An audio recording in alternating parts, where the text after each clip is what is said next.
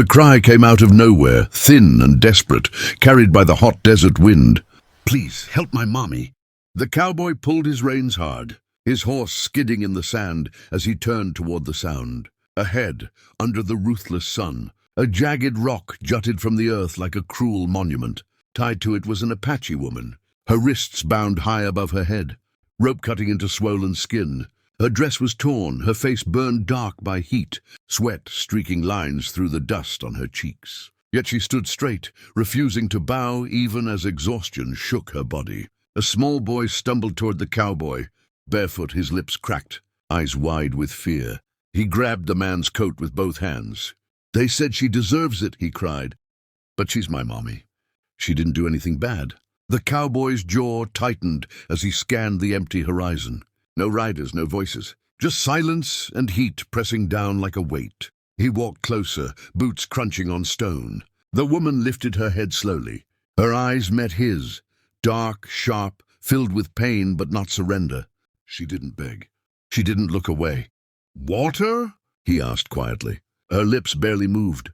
"For my son, first." He handed the boy his canteen, watching carefully as the child drank, spilling half of it in his haste. Only then did the cowboy step closer to the rock. The rope was thick, tied cruelly tight. He hesitated for a single breath, listening again for danger, then drew his knife. One clean slice, another. The rope fell away.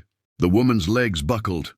She dropped to her knees, a quiet gasp escaping her as blood rushed back into her hands. The boy ran to her, throwing his arms around her neck, sobbing into her shoulder. She held him fiercely, as if letting go would mean losing him forever.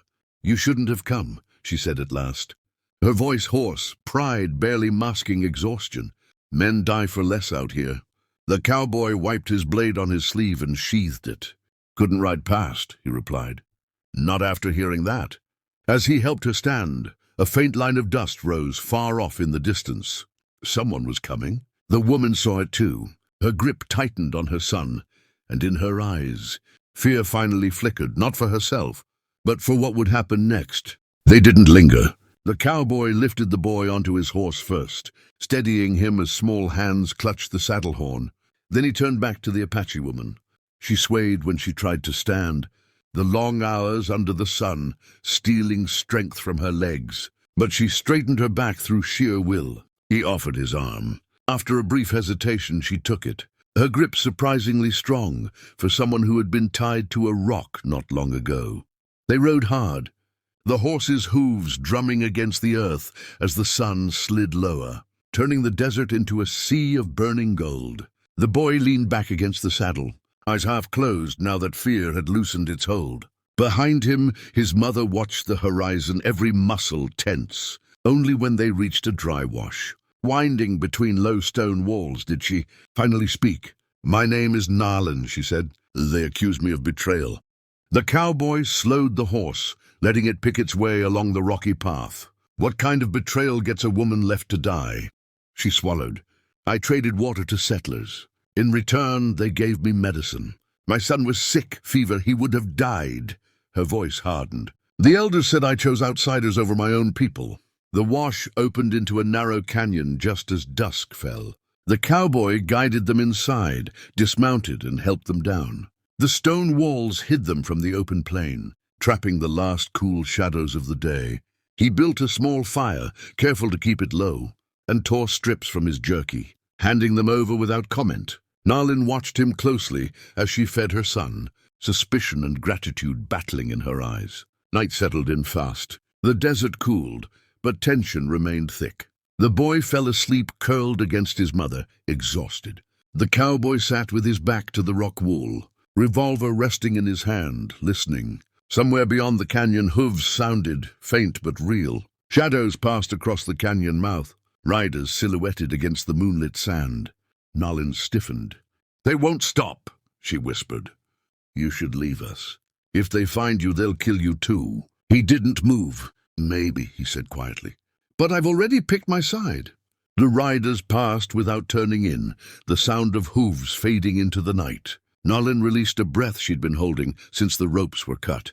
She looked at the cowboy then, really looked at him. And for the first time since the sun-bound rock, Her eyes softened, not with trust yet, but with the fragile beginning of it. Dawn came pale and cold, the desert stripped of its beauty and left raw. The cowboy woke before the sun cleared the canyon walls, already listening. Tracks crossed the sand near their hiding place, fresh. The riders were close now. He nudged Nalin awake and she rose without a word, pulling her son against her chest. There was no panic in her movements, only grim readiness. They moved fast, leaving the canyon through, a narrow gap where stone scraped against saddle leather. The cowboy chose hard ground and dry riverbeds, places where hooves left little trace. Nalin walked beside the horse when she could, pointing out turns only someone raised in this land would know. Pain still stiffened her wrists, but her eyes were sharp, her memory stronger than fear. By mid-morning, the sound of hooves returned, louder this time. Dust rose behind them, curling like smoke. The boy clung to the saddle, his face buried in his mother's shoulder. The cowboy slowed, scanning the terrain, then guided them toward a low ridge of broken rock. There was nowhere else to run. The riders crested the ridge moments later, 3 of them armed, faces hard. The cowboy stepped forward, placing himself between them and Nalin. His revolver came up, steady as stone. The silence stretched until it felt like the desert itself was holding its breath. A shot cracked the air. The bullet struck rock, throwing sparks. The cowboy fired back, forcing the riders to scatter for cover. Nalin didn't scream or freeze. She bent, grabbed a fallen rifle half buried in the sand and stood beside him. Her stance was firm, her hands sure despite the raw marks on her wrists. She shouted in Apache, her voice carrying across the rocks. Words of truth, of accusation, of shame. She named what had been done to her, what she had done for her child, and what it meant to abandon a woman under the sun. The riders hesitated, glancing at one another. Then the boy stepped forward, small, barefoot. He stood in front of his mother, arms spread wide as if his body alone could shield her. "She saved me," he cried. "She is my mother." The wind moved through the rocks. One rider lowered his weapon. Another followed. Slowly they turned their horses away. Not forgiveness, but surrender to the truth they could no longer deny. The cowboy lowered his gun last. Nalin's knees finally gave, and she sank to the ground. Pulling her son into her arms, she didn't cry. She simply held him, as if the world had nearly broken and decided not to. The danger passed as quietly as it had come. The riders disappeared beyond the ridge, their dust swallowed by distance, leaving the desert strangely calm. For a long moment none of them spoke. The cowboy kept watch until he was certain they were alone, then turned back to Nalin and her son. The boy still clung to her, his small fingers knotted in her dress, afraid the world might change its mind. They traveled slower now. Nalin's strength faded once the tension loosened, and the cowboy insisted on resting whenever her steps faltered. By the second evening, they reached a small settlement near the edge of the plains. Little more than a handful of buildings and a creek cutting through cottonwoods. It wasn't much, but it was far from the eyes of those who had condemned her. Safe enough to breathe, Nalin knelt by the water, washing dust and dried blood from her hands.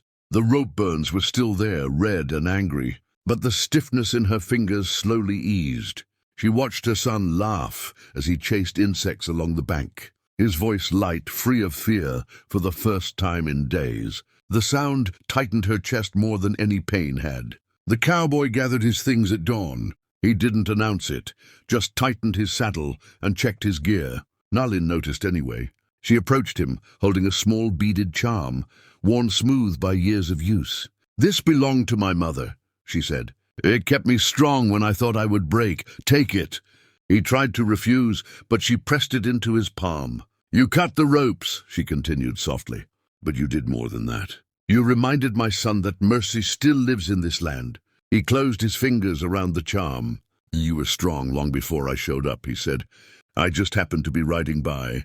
The boy ran to him, wrapping his arms around the cowboy's leg. "Thank you for my mommy," he said simply. The cowboy swallowed, then gently freed himself and swung into the saddle. As he rode away, the sun rose behind him, spilling gold across the plain. He didn't look back, but he carried the image with him, a woman standing free beneath an open sky. her child safe in her arms. Some cries he knew now followed a man long after the desert fell silent.